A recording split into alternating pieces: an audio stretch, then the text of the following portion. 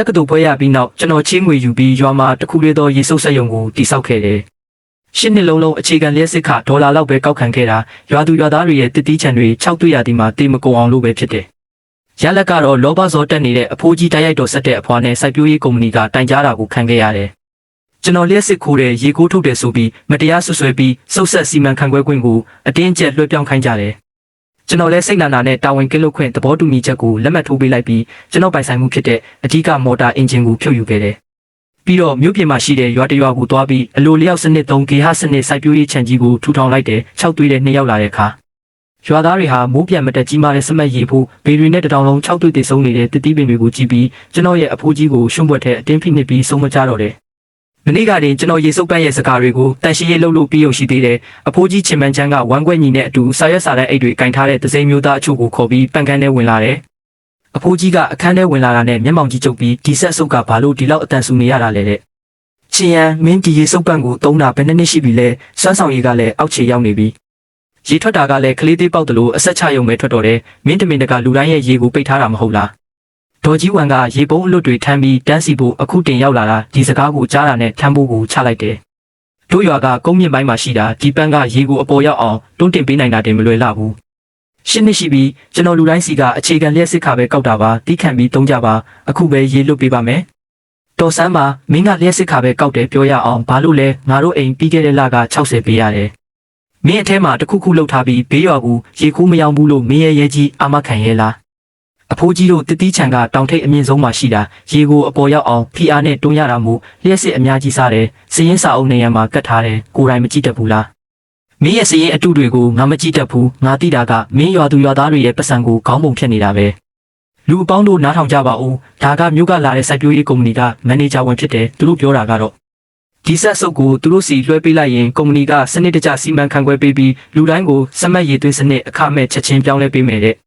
ဘေးနားမှာရေလာခတ်တဲ့အဖိုးဖွားတွေအတန်ကြားလို့အကုန်ဝိုင်းအောင်လာကြတယ်။မန်နေဂျာဝန်ကချောင်းတစ်ချက်ဟန်ပြီးရွာကလူကြီးမင်းတို့ခမညာအခုခေတ်စိုက်ပျိုးရေးကတိကျဖို့နဲ့ရေကုန်တက်တာဖို့လိုတယ်။အိုဟောင်းနေတဲ့ဒီဆက်တွေကိုအစစ်မြင်ရမယ်။ကျွန်တော်တို့စီလွှဲပေးရင်အခမဲ့အစ်စ်လဲပေးမှမို့လူတိုင်းအိမ်မှာနေရင်ဖုန်းနဲ့တင်ရေသွင်းနိုင်မှာဖြစ်ပါတယ်။ခုနတင်ကျွန်တော်ကိုပြုံးပြုံးရွှင်ရွှင်နှုတ်ဆက်နေတဲ့ဒေါ်ကြီးဝန်ကအခမဲ့လဲပေးမယ်ဆိုတဲ့စကားကြားတာနဲ့မျက်လုံးတွေပြရခတ်သွားပြီးအခြားရွာသားတွေလည်းတူတူနဲ့ဝေဖန်ကြတော့တယ်။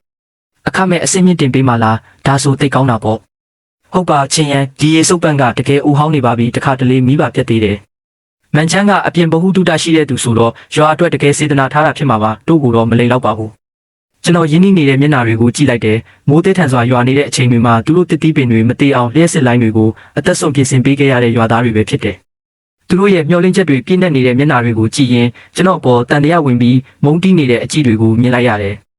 ်ကျွန်တော်လက်ထဲကကွာကိုကင်ထားတဲ့လက်တွေတဖြည်းဖြည်းအေးဆက်လာခဲ့တယ်။နောက်တနေ့မိုးမလင်းခင်ကျွန်တော်အိယာကတော့မနိုးသေးဘူး။ရွာကလော့စပီကာကနေအတန်တွေကျဲလောင်စွာထွက်လာတယ်။အဖိုးကြီးချင်မန်ချန်းကရွာသားအလုံးအစည်းအဝေးခန်းမကိုလာကြဖို့အလေးနဲ့အော်ဟစ်နေတယ်။အဓိကအကြောင်းအရာကချင်းရန်ကိုယာလူကဖြုတ်ချပြီးခိမီစနစ်ကိုကြိုဆိုဖို့ပဲဖြစ်တယ်။ကျွန်တော်အစည်းအဝေးခန်းမကိုရောက်တဲ့အခါဝင်းထဲမှာလူတွေပြည့်နေပြီ။အဖိုးကြီးကလှေကားထစ်ပေါ်မှာရက်ပြီးစာရွက်စာတမ်းတွေကိုကင်ထားတယ်။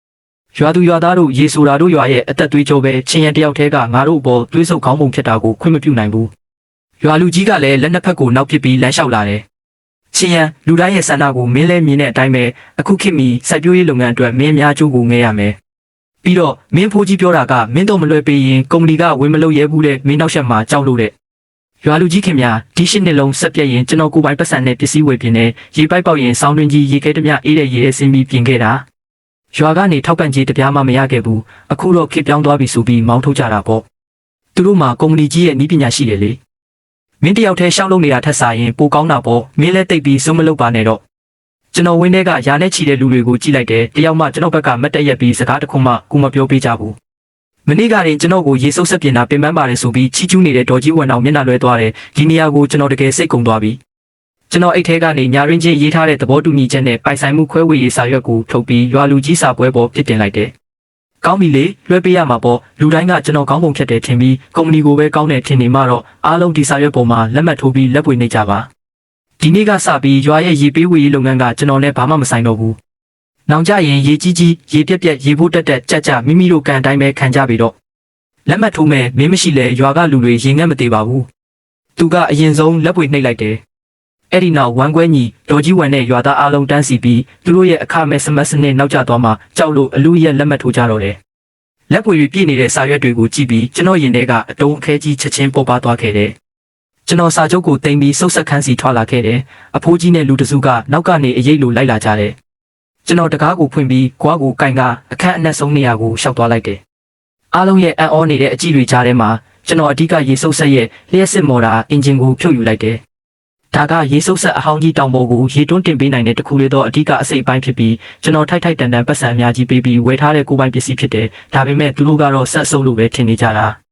ဝမ်ကွဲညီကမြင်တော့အလန့်တကြားနဲ့အော်တော့တယ်အားလုံးကြည့်ကြပါဦးရှင်ရန်ဖြက်စီးမှုလုပ်နေပြီသူ့ကိုတားကြပါရွာပိုင်ပစ္စည်းတွေကိုယူခွင့်မပြုနဲ့ရွာသားအချို့ကတကားကိုပိတ်ဆို့လိုက်ကြတယ်ကျွန်တော်လောင်ပြုံးပြီးအိတ်ထဲကနေမော်တာဝယ်ခဲ့တဲ့ပြေစာနဲ့ခုနကလက်မှတ်ထိုးထားတဲ့စာချုပ်ကိုထုတ်ပြလိုက်တယ်မျက်လုံးကိုရှင်းရှင်းလင်းလင်းဖွင့်ပြီးကြည့်ကြပါဒီမော်တာကိုကျွန်တော်ပတ်စံတောင်းကနန်းအပြည့်ပေးပြီးဝယ်ထားတာပြေစာမှာနာမည်အသားကြီးပါတယ်ခုနကစာချုပ်မှာလည်းပါတယ်ကျွန်တော်ကိုယ်ပိုင်ပစ္စည်းကိုယူဆောင်ခွင့်ရှိတယ်လို့မင်းတို့လိုချင်တဲ့စက်ရုံခန်းနဲ့ပိုက်လိုင်းတွေကိုတစ်စက်မှမထိခိုက်စေရဘူးတရွာလုံးစွန့်သွားပြီးအဖိုးကြီးမျက်နှာပြတ်သွားပေမဲ့စာချုပ်ကအထင်ရှားမှုစကားတခုမှပြန်မပြောနိုင်တော့ဘူးကျွန်တော်စီတွေပေးချင်နေတဲ့မော်တာအဟောင်းကြီးကိုဖြုတ်လိုက်တဲ့အချိန်မှာချွေးတွေရွှဲနေပြီဒီမော်တာကအပြင်ပန်းကြီးရဆိုပေမဲ့နားလေတဲ့သူဆိုရင်ဂျင်းနီစစ်စစ်နဲ့လှုပ်ထားတဲ့စက်မှုလုပ်ငန်းသုံးမော်တာကြီးမှန်းသိကြတယ်တောင်ပေါ်ကအမြင့်ဆုံးတတိချန်တွေအထိရေရောက်အောင်မြို့သုံးမြို့ကအဟောင်းရောက်တဲ့ဈေးတွေကိုပတ်ရှာပြီးအများကြီးပေးဝေခဲ့ရတာဒီရှစ်နှလုံးလျှက်စစ်မမှန်လဲဒီမော်တာအဟောင်းကြီးကဘယ်တော့မှအလုံးမပြတ်ခဲ့ဘူးမော်တာကပိတ်တာချိန်အများကြီးလေးတာမို့တယောက်တည်းမနိုင်ဘူးတစ်သားပြားတွေခံပြီးကားနောက်ခံတဲ့အတင်းတွန်းတင်ရတယ်ကျိုးတွေကလက်ဖွားတဲ့အထိနာကျင်အောင်အစင်းကြောင်းတွေထင်ကျန်ခဲ့ရတယ်ကျွန်တော်မောကြည့်လိုက်တော့ရွာသားတွေအများကြီးရှိနေပေမဲ့ဒေါ်ကြီးဝမ်အဖိုးဝမ်တို့အပါဝင်ကျွန်တော်ညဘက်ကြီးမိုးရဲရည်တဲ့ပိုက်လိုင်းပြင်ပေးခဲ့မှုတဲ့သူတွေအားလုံးတစ်ပင်ရိပ်အောက်မှာရက်ကြည့်နေကြရုံပဲတယောက်မှကူဖို့မလာကြသလိုနှုတ်ဆက်စကားတော့မပြောကြဘူးသူတို့ကကျွန်တော်စီကစီနံတွေစိုးမှကြောက်လို့နှာခေါင်းတွေပိတ်ပြီးမုန်းတီးတန်တရားဖြစ်တဲ့အကြည့်တွေနဲ့ကြည့်နေကြတယ်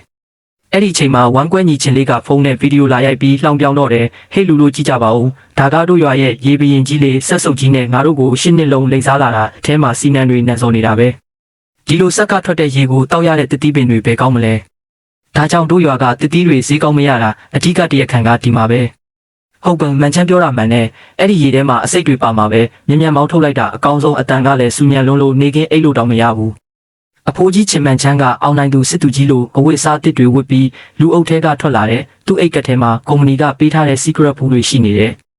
ကဲလေးဗီဒီယိုမရိုက်နဲ့တော့သူ့ကိုမြန်အထုတ်ပိုးသိမ်းပြီးထွက်သွားခိုင်းလိုက်ချင်းရန်မင်းကကောင်းမှပြီးခင်းနောက်ကြကြံခဲ့တာမနှက်ဖြန်ကြရင်ကုမ္ပဏီကအစစ်မြင့်စမတ်ဆက်တွေယူလာတော့မယ်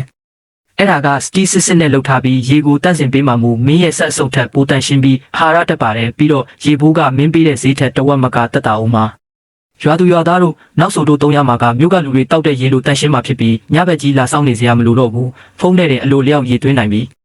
ဒါကိုစိုက်ပျိုးရေးအင်တာနက်စနစ်လို့ခေါ်တယ်တို့ရွာမကြခင်ချမ်းသာတော့မယ်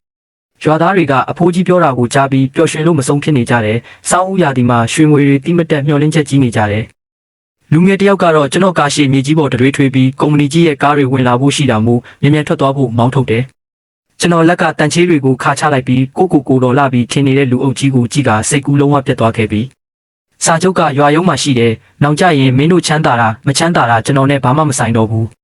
ကျွန်တော်အေးဆက်ဆက်စကားတခွန်းချန်ထားခဲ့ပြီးကားမောင်းထွက်ခဲ့တယ်သူတို့ရဲ့ရေမောတန်တွေကိုနောက်မှထားရစ်ခဲ့တော့တယ်အဲ့ဒီရွာကနေထွက်လာပြီးနောက်မြို့ပြင်ကိုဓာတ်ရိုက်မောင်းလာခဲ့တယ်ဒီမော်တာအဟောင်းကြီးကတကယ်နားလည်တဲ့သူလက်ထဲရောက်ရင်အသက်ကယ်ပစ္စည်းဖြစ်မှန်းကျွန်တော်သိတယ်မြို့ပြင်မှာ3ရက်လောက်လိုက်ရှာပြီးနောက်အကျယ်ဝန်းအများကြီးရှိတဲ့မြေရိုင်းကြီးတစ်ခုကိုသဘောကျပြီးငှားရမ်းလိုက်တော့တယ်ဒီမြေကွက်ကအငှားရန်ခါစင်းနှုံတက်တာလုံးလို့အံ့ဩစရာပဲအကြောင်းရင်းကတော့တစ်ခုတည်းပါပဲဒီနေရာရဲ့မြေအောက်ရေမျက်နှာပြင်ကအရန်နဲ့တော့ရိုးရိုးအရက်သုံးစိုက်ပျိုးရေးရေစုပ်ဆက်တွေနဲ့ဘလို့မှရေစုပ်လို့မရဘူးစုပ်လို့ရရင်တောင်မှရေထွက်တာကအရန်နဲ့လုံးလို့ဧက100ကျော်ရှိတဲ့မြေကွက်ကြီးကိုရေပေးဖို့ဘလို့မှမလောက်ဘူးအရင်ကလာငားတဲ့သူတွေအကုန်လုံးဟာရေအရင်းမြစ်ပြဿနာကိုမဖြေရှင်းနိုင်လို့တပြားတစ်ချက်မှမကြံမဲရှုံးနေပြီးနောက်ဆုံးတော့အမီးကုတ်ပြီးထွက်သွားကြရတာကြီးပဲဒါပေမဲ့ကျွန်တော်အတွက်တော့ဘာမှပြဿနာမရှိပါဘူးမြေနေရာရပြီးတာနဲ့ပထမဆုံးလုပ်တာကပတ်စံအကုန်ခံပြီးရေရင်းတူးဖွဲ့ကိုခေါ်ကအဝီစီတွင်းအနက်ကြီးတွင်တူးလိုက်တယ်ပြီးတော့စီကြီးတွေပေးချန်နေတဲ့ရိုးရာမော်တာအဟောင်းကြီးကိုစက်အုံပေါ်မှာတိတိချာချာအခိုင်အမာတက်ဆင်လိုက်တယ်လျှက်စစ်ခလုတ်ကိုတင်လိုက်တဲ့တခဏမှာပဲမော်တာစီကနေအတန်ကျဲကြီးနဲ့အားကောင်းမောင်းတန်မြေဟိန်းတန်ထွက်လာတဲ့အိယာကနိုးလာတဲ့တာရဲတိရစ္ဆာန်ကြီးတစ်ကောင်လိုပဲခဏနေတော့လူကြီးတစ်ယောက်လက်မောင်းခန့်ရှိတဲ့ရေလုံးကြီးကမြေအောက်မီတာအတော်နဲ့တဲ့နေရာကနေဝုန်းကနေပန်းထွက်လာတော့တယ် ရေရင်းမြစ်အပြည့်အဝရပြီဆိုတော့ကြံတဲ့ကိစ္စတွေကအေးဆေးပါပဲဒီရှစ်နှလုံးလုံးရရှိခဲ့တဲ့စိုက်ပျိုးရေးအတွေ့အကြုံတွေရဲ့မြင်းကောက်ရေးအားကောင်းတဲ့ရေသွင်းစနစ်ရဲ့ကိုပေါင်းစပ်ပြီးဒီဈေးပေါ်တဲ့မြေနီကုန်းပေါ်မှာစီးပွားရေးတန်ဖိုးအလွန်မြင့်မားတဲ့ organic cherry သီးတွေနဲ့စပစ်သီးတွေကိုစိုက်ပျိုးလိုက်တယ်ကျွန်တော်ရဲ့နေ့ရက်တွေကအရှိန်ဟုန်နဲ့တိုးတက်လာပြီးနေ့တိုင်းအထွက်နှုန်းကောင်းကောင်းနဲ့တည်တည်ငြိမ်ငြိမ်ရှောက်လန်းနိုင်ခဲ့တယ်ဒီအချိန်မှာတော့ရွာထဲမှာခိမီစနစ်ဆိုတဲ့အပေါ်ယံအတူအယောင်ပျော်ပွဲရှင်ပွဲကြီးတဲ့နစ်မြုပ်နေကြတယ်လူရန်ကုမ္ပဏီကအပြင်ပန်းကြီးလို့ကောင်းတဲ့ရေစုပ်ဆက်အသစ်ကြီးတစ်လုံးယူလာတယ်အပြင်ဘက်ကနေပြောင်လက်နေတဲ့စတီကာကြီးနဲ့အုပ်ထားပြီးအပေါ်မှာစမတ်လိုလျောက်စနစ်ဆိုတဲ့ရောင်စုံတစိမ့်တွေကတ်ထားတယ်အကြီးစားအရေးကြီးမျက်နှာပြင်စမတ်ပုံကြီးလည်းပါသေးတယ်ကြည့်ရတာကျွန်တော်ရဲ့ဆက်အဟောင်းထက်အစပေါင်းရချီတာလွန်တယ်လို့ပဲအဖိုးကြီးကတော့ရွာထဲကိုရင်းနှီးမြှုပ်နှံမှုတည်ဆောင်လာသူပြီးတခါတည်းရွာရဲ့လူယုံဖြစ်သွားတော့တယ်လူရန်ကုမ္ပဏီကလည်းဒီလိုဒေတာခံလူမိုက်ကြီးကိုစီယုံထားကျင်တာမှုပွဲစားကပတ်စံအများကြီးပေးတဲ့အပြင်ရွာထဲမှာပိုက်လိုင်းတွေ့တန်းနဲ့မြေတူးအလုပ်ချမ်းအသေးစားကန်ထရိုက်ကိုပါသူ့ကိုပေးလိုက်တယ်အဲ့ဒီရက်ပိုင်းတွေကအဖိုးကြီးတယောက်တကယ်ကိုမျက်နှာပွင့်လန်းဖြာနေတာပေါ့သူကနေတိုင်းလက်ဆွဲအိတ်အသေးလေးတစ်လုံးကိုညှက်ပြီးရွာထဲမှာဟိုဟိုဒီဒီလမ်းလျှောက်ပြနေတဲ့ကန်ထရိုက်တာကြီးတယောက်လိုဖန်တီးနေတာတရွာလုံးရဲ့အသက်သွေးကြောကိုရောင်းစားပြီးရလာတဲ့ပတ်စံတွေနဲ့အုတ်နီခဲတွေဘီလက်မီတွေအများကြီးဝယ်ပြီးရွာလဲကောင်းအထင်ရှားဆုံးနေရာမှာဝရန်ဒါအကြီးကြီးပါတဲ့သုံးထပ်တိုက်အင်ကြီးဆောက်ဖို့ပြင်ဆင်နေတော့တယ်ရွာသားတွေကတော့ပေါက်တူးတွေထမ်းပြီးလေကွင်းထဲမှာအသစ်ချထားတဲ့ပလတ်စတစ်ပိုက်မဲ့အပျော်စားလေးတွေကိုမျောလင်းချက်အပြည့်နဲ့ကြည့်နေကြတယ်အဲ့ဒီပိုက်တွေကိုလက်နဲ့ညှစ်ကြည့်ရင်ပြုတ်ဖက်နေပြီးပိုက်နိုင်ရန်ကလည်းစာရွက်လိုပါလွာနေတာဒါပေမဲ့အဖိုးကြီးရဲ့ပါဇက်ထဲမှာတော့ဒါကလေချောင်းလိုင်းသုံးအစင်းမြင့်ပစ္စည်းတွေဖြစ်တယ်လို့ပြောနေတာပဲရွာသားတွေလည်းချမ်းသာမဲ့အိမ်မက်တွေမှတ်ပြီးကိုယ်တိုင်ပင်ပန်းခံစရာမလိုပဲမြို့ကလူတွေတုံးတဲ့ဈေးပေါ်ပြီးတန်ရှင်းတဲ့ရေကိုတုံးရတော့မယ်ထင်နေကြတယ်ဒါပေမဲ့သူတို့လုံးဝမသိတာကတော့လောကမှာအလကားရတယ်ဆိုတဲ့အရာတွေရဲ့နောက်ွယ်မှာကြီးမားတဲ့ပေးဆက်မှုတန်ဖိုးတွေရှိနေတယ်ဆိုတာပဲလှပတဲ့အိမ်မက်တွေပျက်စီးသွားတာကတော့ပထမဆုံးလာရေပိုးပေးရမယ့်နေ့ကစတာပဲမေလကုန်ပိုင်းကတစ်သီးပင်တွေပန်းပွင့်ပြီးအသီးတင်တဲ့အရေးကြီးဆုံးအချိန်ဖြစ်လို့ရေလိုအပ်ချက်ကပိုပြီးများလာတယ်လူယွန်ကုမ္ပဏီကစရင်ကင်ကစာပွဲတစ်လုံးကိုယူပြီးရွာရုံးဝင်းထဲမှာပေါ်ထင်ထင်ထိုင်နေတယ်ဘေးနားမှာလည်းဖုန်းနဲ့ငွေလွှဲရမယ့်ကုန်းနံပါတ်ဆိုင်းပုတ်ကြီးထောင်ထားတယ်ရွာသားများသတိပြုရန်ယခုလအတွက်ရေပိုးပေးဆောင်ပြီးစမက်ကတ်ကိုလာရောက်အသက်သွင်းကြပါမဟုတ်ပါကပုံမှန်ရေသွင်းခြင်းကိုထိခိုက်ပါလိမ့်မည်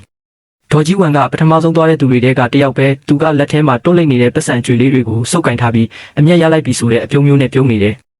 မောင်ရင်တို့အိမ်ကတောင်ကုန်းအလဲမှာရှိတာစုစုပေါင်းမြေ2ဧကပဲရှိတယ်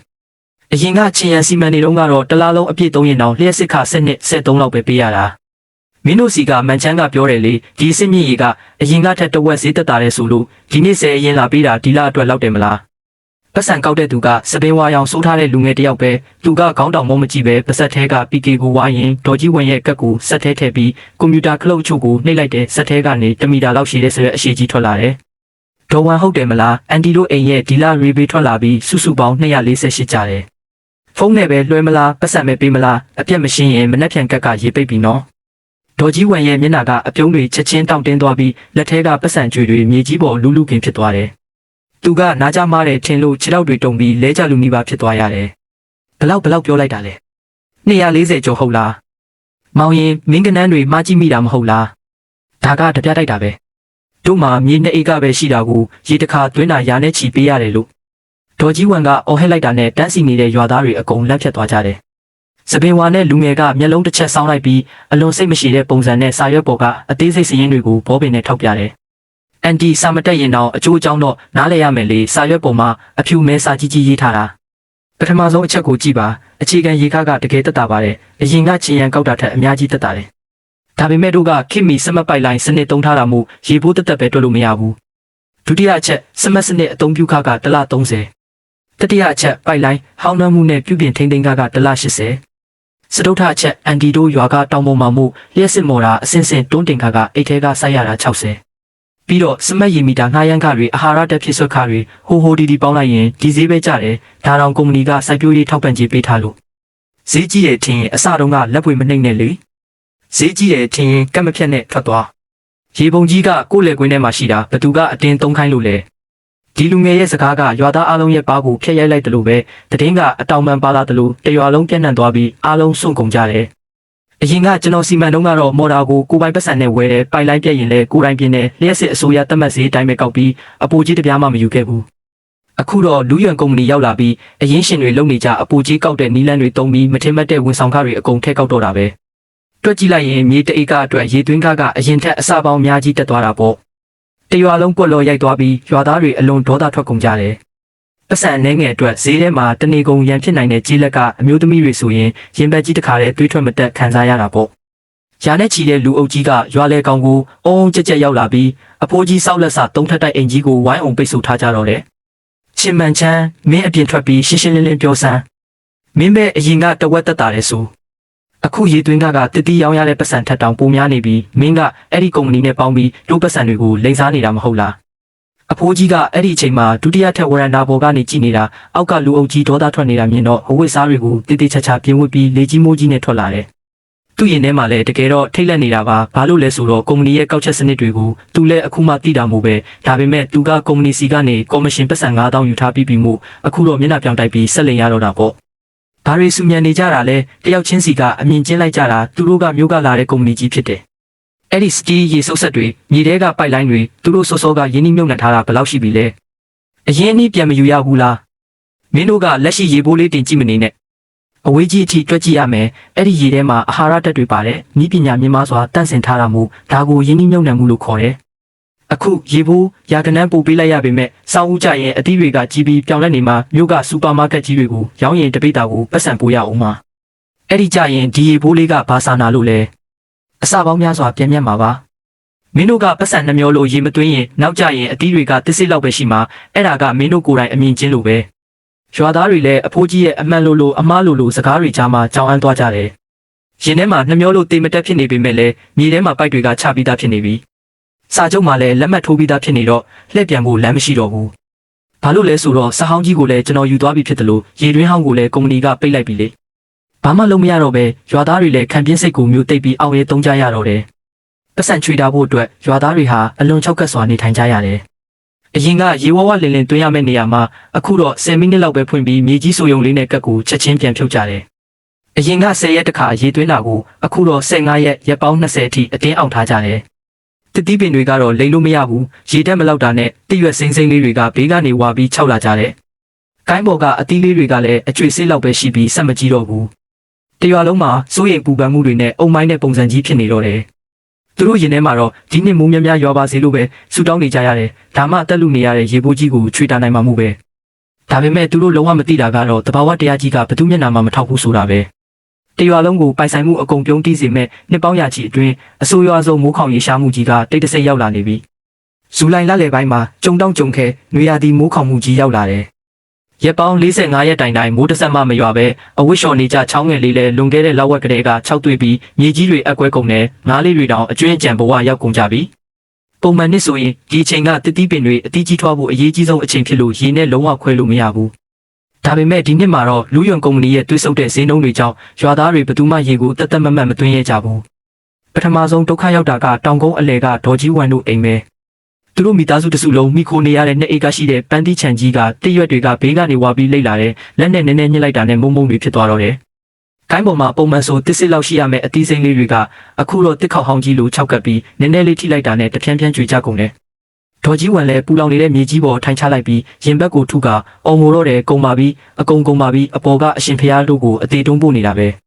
ဲဒါကတို့အဖိုးကြီးနောက်လာကြောက်ကက်စေဖို့ပတ်စံလေးဒါကတို့မြေလေးဆောင်ဦးကြရင်မြို့ပေါ်မှာကြောင်းတက်မဲ့ကြောင်းလာခါလေးလေဓာတ်မြေဩဇာဝယ်ဖို့အတွက်လည်းအကျွေးမိတွေအများကြီးတင်နေတာရေဆက်မသွင်းရင်ဒီအပင်တွေ6တေကုန်ရင်တို့မိသားစုတစုလုံးကျိုးဆွဲချတေုံပဲရှိတော့တယ်ဒေါ်ကြီးဝမ်ရဲ့ငိုတန်ကအချက်ပြချက်တစ်ခုလိုပဲတရွာလုံးရဲ့စိတ်ပိုင်းဆိုင်ရာခံနိုင်ရည်ကိုအကုန်ရိုက်ချိုးလိုက်တော့တယ်ဘသူမှမသိတဲ့သူတယောက်ကရွာထိပ်ကနေလှမ်းអော်တယ်ဘာမှဂယုမဆိုင်နိုင်တော့ဘူးပိုင်ဆိုင်မှုအကုန်ပြောင်းရင်ပြောင်းပါစေအပင်တွေကိုအရင်ဆုံးအသက်ဆက်ရမယ်ရာနဲ့ချီတဲ့မိသားစုတွေယူသွတ်သွားတယ်လို့ပဲအကုန်လုံးကိုစီတတိချန်တဲ့ကိုပြေးကြတော့တယ်အားလုံးမျက်စိတွေနီမြန်းပြီးဘာမှမတွေးနိုင်ကြတော့ဘူးရေရှားလို့လူတွေရဲ့မျက်စိနီးရဲပြီးဂယုမဆိုင်နိုင်တော့ပဲတံမိုးကြီးတဲ့ကက်တွေကိုထုတ်ပြီးတုံတုံရင်ရင်နဲ့ဆက်ပေါ်တင်လိုက်ကြတယ်ရွာပတ်ပတ်လဲက6တွေ့နေတဲ့တောင်ကုန်းတွေပေါ်မှာကက်ဖြတ်တန်တွေအဆက်မပြတ်မြည်လာပြီးရွာသားတွေဟာဘားတွေကိုအကုန်လုံးတပြိုင်နက်တည်းအစုံထိလှည့်ဖွင့်လိုက်ကြတယ်အားလုံးကလေကွင်းတွေကပလတ်စတစ်ပိုက်မဲလေးတွေကိုမျက်တောင်မခတ်တန်းတန်းကြည့်ရင်တံမိုးကြီးလာတဲ့ဟာရရည်တွေထွက်လာဖို့စောင့်နေကြတယ်ဒါပေမဲ့ရေပိုက်ထဲကနေလေခိုးတန်ချို့ပဲထွက်လာပြီးအပေါက်ဝါကနေရွှွန့်တွေရောနေတဲ့ဝါချင်းချင်းရေနောက်ချို့ဝုန်းခနဲ့အန်ထုတ်ပြီးတာနဲ့လုံးဝငြိမ်ကျသွားတော့တယ်ရေတစ်စက်မှညှစ်ထုတ်လို့မရတော့ဘူးဒါဘလို့ဖြစ်တာလဲရေပဲရောက်သွားတာလဲငါကတ်ထဲမှာအခုတင်ရှိရဖြစ်ထားတာလေငါဘက်ကပိုက်ထဲမှာဖီအားလုံးဝမရှိဘူးလေတောင်ထွက်မလာဘူးရွာသားတွေဟာပူလောင်နေတဲ့အဝတ်တွေနဲ့ပေါက်တူးတွေကိုပြစ်ချပြီးတောင်အောက်ကပန်ကမ်းမကြီးစီကိုအလူရက်ပြေးကြတော့တယ် မရောက်ခင်ကတည်းကလူတိုင်းအလွန်ပြင်းထန်တဲ့ဝါယာရှော့ဖြစ်ပြီးကျိုးတွေကျွမ်းတဲ့အနှံ့ဆိုးကြီးကိုရရှိလိုက်ကြတယ်။လှပတစ်လွင်နဲ့ပန်ခန်းထဲမှာတော့လူရန်ကုမ္ပဏီကယူလာတဲ့အပြင်ပန်းပြောင်းလဲနေတဲ့စက်တစ်ကြီးဟာတုံခါပြီးအတန်တွေအောနေတဲ့စက်အုံတစ်ခုလုံးလည်းအနာကပ်လို့မရအောင်အပူလိုင်းတွေထွက်နေတယ်။အရင်ကကျွန်တော်စီမံတုံးကတော့ကျင်းနီစစ်စစ်နဲ့လှုပ်ထားတဲ့မော်တာကြီးကမြင်းကောင်ရီအပြည့်ရှိလို့တရွာလုံးဧကရာနဲ့ချီတဲ့လယ်တွေတပြိုင်တည်းဖွင့်ရင်တောင်မြေအောက်ရေကူတောင်ထိပ်အထိအေးဆေးတွန်းတင်ပေးနိုင်တယ်။ဒါပေမဲ့လူယွန်ကုမ္ပဏီကအမျက်ကြီးစားဖို့ဈေးလျှော့ပြီးယူလာတဲ့ဆက်ကတော့အပြင်ပန်းမကောင်းပြီးအတွင်းပိုင်းဆွမ်းဆောင်ရည်အတူအယောင်တွေနဲ့လှုပ်ထားတဲ့အရေးသွေးညက်ဆက်စုပ်ဖြစ်တယ်။ပုံမှန်ချိန်အိမ်တော်စုအနေငယ်ပဲခွဲသုံးရင်တော့အဆင်ပြေပေမဲ့အခုလိုတရွာလုံးရာနဲ့ချီတဲ့ဘားတွေကိုတပြိုင်နက်ဖွင့်ချလိုက်တော့ပိုက်လိုင်းတွေက PR တွေချက်ချင်းကျသွားပြီးဒီမော်တာအစုပ်ကြီးကအလွန်ကျွံအလုပ်လုပ်ရတဲ့အခြေအနေရောက်သွားတာပေါ့။မင်းခလုတ်မြန်မြန်ချမီးမြန်မြန်ပိတ်ဆက်ပေါက်ကွဲတော့မယ်။ဒါပေမဲ့အားလုံးနောက်ကျသွားပါပြီပန်ခန်းထဲကနေပြင်းထန်တဲ့ပေါက်ကွဲတန်ကြီးထွက်လာပြီးမိကိုမဲရီကြားထဲမှာအပြာရောင်လက်စီမီဘွားတွေတစ်ဖြက်ဖြက်လွင့်စင်သွားတော့တယ်အဖိုးကြီးချင်မှန်ချမ်းကောင်းကင်အထိအမွှမ်းတင်ထားတဲ့အစင်းမြင့်ဆက်ကြီးကတော့တခါတည်းအပိုင်းပိုင်းပြတ်ထွက်သွားပြီးရွာသားတွေရဲ့မျှော်လင့်ချက်တွေလည်းအတူတူပျက်စီးသွားရတော့တယ်နောက်တနေ့မနက်စောကြီးမှာလူရန်ကုမ္ပဏီရဲ့တာဝန်ခံမန်နေဂျာဝန်ကလူကြီးလူကောင်းပုံစံနဲ့ကားအသစ်ကြီးစီးပြီးရွာထဲဝင်လာတယ်သူကပြောင်းလဲနေတဲ့သူ့သားရည်ဖက်နဲ့မိကျွမ်းနေတဲ့ဆက်အစုပ်အပိုင်းစာတွေကိုတစ်ချက်ကန်လိုက်တယ်အဖိုးကြီးချင်မှန်ချမ်းကအဖေရင်းကိုတွေးလိုက်ရတယ်လို့ပြပြတလဲသွားကြိုပြီးမန်နေဂျာဝန်ရောက်လာတာတိတ်ကောင်းတာပဲဆက်ကမနေ့ကပောက်ကွဲသွားလို့ရေစုပ်မရတော့ဘူးအခုမိုးခေါင်နေတာအပင်တွေမစောင့်နိုင်တော့လို့ကုမ္ပဏီကအင်ဂျင်နီယာတွေခေါ်ပြီးဆက်တစ်တလုံးချက်ချင်းလဲပေးပါဦးနဲ့ဆက်တစ်လဲပေးရမယ်ဟုတ်လားချင်မှန်ချမ်းမင်းကောင်းလဲရေဝင်နေလို့လားမင်းတို့ကိုယ်တိုင်စီကံချက်တွေကိုတွားဖက်ကြည့်ကလုတ်ကလေးကကုမ္ပဏီကတိတိကျကျမှထားပြီးသားဒီလိုနည်းပညာမြင့်ဆက်တွေကိုတပြိုင်နက်တည်းအလွန်ကျွံသုံးခွင့်မရှိဘူးဒါကမင်းတို့စီကံဖောက်ဖျက်လို့ဆက်ပျက်စီးသွားတာရွာသားတွေရဲ့မိုင်းမဲမှုကြောင့်တိတ်နဲ့ချီတန်းတဲ့စမတ်ဆက်ကြီးပျက်စီးသွားတာကိုကုမ္ပဏီကအလက်ကားလာလဲပေးရအောင်တို့ကပရာဟိတဖွဲ့မဟုတ်ဘူးရွာသားတွေကြားတာနဲ့ဒေါသတဟုံဟုံထွက်ကုန်ကြတယ်ငါတို့ဖျက်စီးတာဟုတ်လားအရင်ကချင်းရံသုံးလုံးကရွာသားအကုန်စုပ်တာတော့ဘာမှမဖြစ်ဘူးမင်းတို့ဆက်ကအတူရောင်တွေမှုပြတ်တာလေငါတို့စီကပြုပြင်ထိန်းသိမ်းကြတွေအများကြီးကောက်ထားပြီးအခုကြတော့မပြင်ပေးဘူးလားပါဇက်ပိတ်ထားငါ့ကိုဥပဒေအကြောင်းလာမပြောနဲ့စာချုပ်တိုင်းပဲလုပ်မယ်ဆက်ကမင်းတို့စီကံမဲ့သုံးလို့ပြတ်တာရေးပြန်လို့ချင်းရင်ပထမဆုံးတရွာလုံးအိမ်အောင်စုအလိုက်ဆက်အဟောင်းရော်ချင်းနဲ့ဆက်အစ်စ်ဝယ်ယူတက်စင်ခါ3သိန်းအရင်စိုက်ထုတ်ရမယ်ဒုတိယအချက်နောက်ထပ်ပြဿနာမရှာနိုင်အောင်လာမယ့်လောက်ဝက်အတွက်ရေဘိုးကြိုတင်ပြင်ဆင်ကပိုက်လိုင်းအာမခံခါနဲ့ကွန်ရက်ဝန်ဆောင်ကအားလုံးပေါင်း2သိန်းစုစုပေါင်း5သိန်းကိုကုမ္ပဏီအကောင့်ထဲချက်ချင်းလွှဲရမယ်ပတ်စံအပြည့်ဝင်တာနဲ့ဆက်ချက်ချင်းလာတက်ပေးမယ်တစ်ချက်ရော့ရင်တော့တောင်ပေါ်ကအပင်တွေအကုန်6သေးတာကိုပဲထိုင်ကြည့်နေကြပြီတော့ငါးသိန်းဆိုတဲ့ကိန်းကနန်းကြီးကရွာသားအလုံးရဲ့ရင်ဘက်ကိုတူနဲ့ထုလိုက်တယ်လို့စွန့်သွားစေပြီးပတ်ဝန်းကျင်တစ်ခုလုံးတင်မင်းတမျှတိတ်ဆိတ်သွားတော့တယ်။ပြီးခဲ့တဲ့လအနေငယ်ကတမိုးကြီးတဲ့ရွေပေတွေကြောင့်သူတို့ရဲ့စုဆောင်းထားတဲ့ပတ်စံတွေအကုန်ပြောင်းတလင်းခါနေပြီးအခုဆိုစေဝါနဲ့တက်မျောစာဝယ်ဖို့တောင်အကျွေးတင်နေကြတာငါးသိန်းဆိုတာသူတို့အိမ်တွေအကုန်ရောင်းရင်တော့မရနိုင်တဲ့ပမာဏဖြစ်တယ်။မန်နေဂျာဝန်ဒါကဆက်ပြင်တာမဟုတ်ဘူးငါတို့အသက်ကိုနှုတ်ယူနေတာပဲ။စာချုပ်ချုပ်တုံးကအခုလိုမပြောခဲ့ဘူးလေမန်ချမ်းကပဲကုမ္ပဏီကြီးဆိုတော့အာမခံရှိတယ်ပြည့်ရင်အလကားပြင်ပေးမယ်ဆိုလို့တို့လက်မှတ်ထိုးခဲ့တာရွာသားတွေကဒေါသကြီးနဲ့ချင်မှန်ချမ်းကိုလှည့်ကြည့်ကြတယ်အဖိုးကြီးလည်းအခုမှတုံးလောက်သွားပြီးသူ့အိမ်ကအပင်တွေလည်းရေမရရင်တိတ်နဲ့ချီဆုံးရှုံးရတော့မှာသူကမျက်နှာအပူပင်နဲ့မန်နေဂျာဝန်ရဲ့လက်မောင်းကိုဆွဲပြီးဝန်လေးမင်းစကားပြောတာအရင်ကနဲ့မတူတော့ဘူးဒီဆက်ကမင်းကော်မရှင်စားခြင်းလို့ဈေးပေါ်တာဝယ်လာတာလေအခုကျမှရွာသားတွေအပေါ်ဘာလို့အကုန်ပုံချရတာလဲမင်းငါ့ကိုတက်နေတာပဲတဲ့ငါကမင်းကိုတက်တာဟုတ်လားမန်နေဂျာဝန်ကချင်မှန်ချမ်းရဲ့လက်ကိုဆောင်ယုံလိုက်ပြီးသူ့အိတ်ထဲကနေရဲရဲနီနေတဲ့လက်ပွေတွေပါတဲ့စာချုပ်မူရင်းကိုထုတ်ပြီးအဖိုးကြီးမျက်နှာတက်တဲ့ကိုပြစ်ပေါက်လိုက်တယ်အားလုံးမျက်လုံးကိုရှင်းရှင်းလင်းလင်းဖွင့်ပြီးကြည့်ကြပါမင်းတို့ရဲ့ချင်မှန်ချမ်းကကုမ္ပဏီစီကနေကြော်ညာကကော်မရှင်တသိန်းယူခြင်းလို့သူကိုယ်တိုင်ဒီစာချုပ်မှာအာမခံသူအဖြစ်လက်မှတ်ထိုးခဲ့တာစာချုပ်အပိုက်9အခွဲ3မှာအကြီးရေးထားတယ်ရွာသားတွေရဲ့မှားယွင်းသုံးစွဲမှုကြောင့်စက်ပစ္စည်းပျက်စီးပြီးရော်ကြီးမပေးနိုင်ရင်ကုမ္ပဏီအနေနဲ့အာမခံသူဖြစ်တဲ့ချင်မှန်ချမ်းစီကနေပတ်စံပြေဝါတောင်းပန်ခွင့်ရှိတယ်တဲ့ဒီစကားကြားတာနဲ့ရွာသားရာနဲ့ချီတဲ့မျက်လုံးတွေကအပြစ်ရှာတဲ့အကြည့်တွေနဲ့အဖိုးကြီးစီချက်ချင်းရောက်သွားတော့တယ်ချင်မှန်ချမ်းရဲ့မျက်နှာကစာရွက်လိုဖြူကျော်သွားပြီးတကိုယ်လုံးတုံရင်နေတော့တယ်သူကတော့တသိန်းရတာနဲ့တိုက်အိမ်အစ်စ်ဆောက်ဖို့ပဲတွေးခဲ့ပြီးစာချုပ်ထဲကစာလုံးတေးသေးလေးတွေကိုတေးသေးချာချာမဖတ်ခဲ့မိဘူးမင်းမတရားဆွဆွဲတာဒါကကြော်ညာကလေးငါအမခံစာချုပ်မှမသိဘူးစာချုပ်ပေါ်မှာမင်းရဲ့လက်ပွေပါပြီးသားပဲတရားရုံးရောက်မှတရားသူကြီးကိုတွားရှင်းပြပြီးတော့မင်းတို့ကို3ရက်အချိန်ပေးမယ်9သိန်းရှာထားကြ3ရက်အတွင်းပတ်စံမရရင်ကုမ္ပဏီဥပဒေကြောင်းအရတရားစွဲပြီးချင်မှန်ချမ်းရဲ့အိမ်နဲ့ပိုင်ဆိုင်မှုတွေကိုအကုန်ချိတ်ပိတ်ပစ်မယ်မန်နေဂျာဝန်ကားမောင်းထွက်သွားပြီးကြံခဲ့တဲ့ဒေါသအမျက်ချောင်းချောင်းထွက်နေတဲ့ရွာသားတွေကတော့အဖိုးကြီးသားအဖကိုဝိုင်းအောင်ပိတ်ဆို့ထားကြတော့တယ်ချင်မှန်ချမ်းဟာရွာသားတွေရဲ့ဆဲဆူတန်တွေကိုအိမ်ထဲမှာတရက်နဲ့တညလုံးပုံအောင်နားထောင်နေရတယ်သူအစ်စ်ဆောက်လက်စနှစ်ထပ်အုပ်နီခဲတိုက်အိမ်ကြီးကိုလည်းဒေါသထွက်နေတဲ့ရွာသားတွေကဝိုင်းပြီးဖျက်ဆီးပစ်ကြတယ် ရွာသားတွေကအိမ်ရှိမှာမိဘုံရှို့ပြီးအပြင်းထန်ဆုံးစကားတွေနဲ့ကြုံဝါကြတဲ့ချင်းမန်ချန်း3ရက်အတွင်းဆက်ပြင်ဖို့9သိန်းမရှာပေးနိုင်ရင်ငါတို့အပင်တွေတေတာနဲ့မင်းရဲ့တိုက်အိမ်ကိုအရင်ဆုံးမိရှို့ပစ်မယ်တဲ့လမ်းပိတ်မိနေတဲ့ဝမ်းကွဲညီချင်းလေးကအပေါ်ထက်ကနေပြတင်းပေါက်တောင်မဖွင့်ရဲပဲအဖေဒီတိုင်းစောင့်နေလို့မဖြစ်ဘူးဒီရွာသားတွေတကယ်တက်လိမ့်မယ်တို့ရွာမှာရေမရှိပေမဲ့ချင်းရန်စီမှာရှိတယ်လေမြို့ပေါ်ဟင်းသီးဟင်းရွက်သွားပို့တဲ့သူတွေပြောတာကတော့ချင်းရန်ကမြို့ပြင်မှာဂေဟစနစ်စိုက်ပျိုးရေးခြံကြီးလုပ်ထားတဲ့သူစီဖုံးဆက်ပြီးအကူအညီတောင်းရင်9သိန်းလို့စရာမလိုတော့ဘူးပေါ့တဲ့ဟုတ်တယ်ချင်းရန်စီဖုံးဆက်မယ်ငါကသူ့ပကြီးရင်ပဲဘလောက်ပဲဖြစ်ဖြစ်တွေးသားတော့ဆက်တာမို့ငါ့ကိုအသေးခံမှာမဟုတ်ပါဘူးတဲ့အဲ့ဒီချိန်မှာတော့မြို့လေခေါင်ကအစင်းမြင့်ဆုံးဟိုတယ်ကြီးရဲ့အစည်းအဝေးခန်းမထဲမှာကျွန်တော်ကတည်တည်ချာချာချုပ်လုပ်ထားတဲ့ကုတ်အင်ကြီးအပြည့်နဲ့မီးဆိုင်ကြီးအောက်မှာရပ်နေခဲ့တယ်ဒီနေရာမှာတပြည်နယ်လုံးကခင်မီစိုက်ပျိုးရေးနဲ့ထောက်ပံ့ရေးလုပ်ငန်းရှင်တွေရဲ့အစင်းမြင့်ဆွေးနွေးပွဲပြုလုပ်နေတာဖြစ်တယ်မြို့တော်ကပံ့ပိုးပေးထားတဲ့စံပြလုပ်ငန်းရှင်ပြီးကျွန်တော်ဟာနိုင်ငံအတွင်းအကြီးဆုံးကုန်တိုက်ကြီးနဲ့တစ်နှစ်ကိုတန်း30တန်ဖိုးရှိတဲ့ကုန်ပစ္စည်းပေးသွင်းမှုစာချုပ်ကိုအခုတင်လက်မှတ်ထိုးပြီးတာဖြစ်တယ်ကျွန်တော်ရှမ်ပိန်ခွက်ကိုကင်ပြီးကုန်တိုက်ကြီးရဲ့ဥက္ကဋ္ဌနဲ့စကားပြောနေတော့အိတ်ကက်ထဲကဖုန်းကတုံခါလာခဲ့တယ်ကျွန်တော်ခွက်ကိုချပြီးတိတ်ဆိတ်တဲ့နားနေခန်းနဲ့ဝင်ကဖုန်းကိုလက်ခံလိုက်တယ်ဘာကိစ္စလဲရွာထဲမှာအရေးကြီးပြဿနာတက်လို့လူရန်ကုမ္ပဏီကစက်ပေါက်ကွဲသွားပြီးရေပြတ်တာ2ရက်ရှိပြီးအပင်တွေအကုန်သေးတော့မယ်ရွာသားတွေတို့အိမ်ရှိမှာဝိုင်းနေကြလို့အချင်းရမင်းရဲ့မော်ရာအဟောင်းကြီးကိုယူပြီးရွာကိုမြန်မြန်ပြန်လာခဲ့ပါဦးမင်းပြန်လာပြီးရေပေးဝေရင်အရင်ကကိစ္စတွေကိုအကုန်အစအနဖျောက်ပေးမယ်ရေဘိုးကိုလည်းမင်းကြိုက်တဲ့လောက်သတ်မှတ်တဲ့ဟုတ်တယ်ချင်းရန်ဘာကြီးမသွားမှန်းသိပါပြီအရင်ကအဲ့ဒီကုမ္ပဏီရဲ့မလုံးတွေကြားမှာမျက်စိမောက်သွားလို့ပါမင်းမလာရင်ရွာသားတွေငါ့ကိုအရှင်လက်လက်မြေမြုပ်ကြတော့မယ်တဲ့ချင်းမန်ချန်းချင်းလေးမင်းတို့အသက်ကြီးလာလို့မှတ်ဉဏ်တွေကခွေးလောက်တောင်မရှိတော့တာလားရွာကထွက်လာတဲ့နေ့ကလူရနဲ့ချီတဲ့ရှေ့မှာလွတ်လပ်စွာခွဲဝေရေးစာချုပ်ကိုဘသူကအရင်ဆုံးလက်ဝေနှိပ်ခဲ့တာလဲမင်းတို့ငါ့ကိုကောင်းမွန်ဖြတ်တယ်လို့ဆွဆွဲပြီးပတ်စံတသိန်းအတွက်နဲ့ငါ့ကိုအမိုက်လိုမောင်းထုတ်ခဲ့ပြီးအရင်ရှင်ကုမ္ပဏီရဲ့ဖက်နှက်ကိုဖက်ခဲ့ကြတာလေငါထွက်သွားကြတဲ့ကစာချုပ်ပေါ်မှာအဖြူအမဲစာကြီးကြီးရေးထားပြီးသားပဲ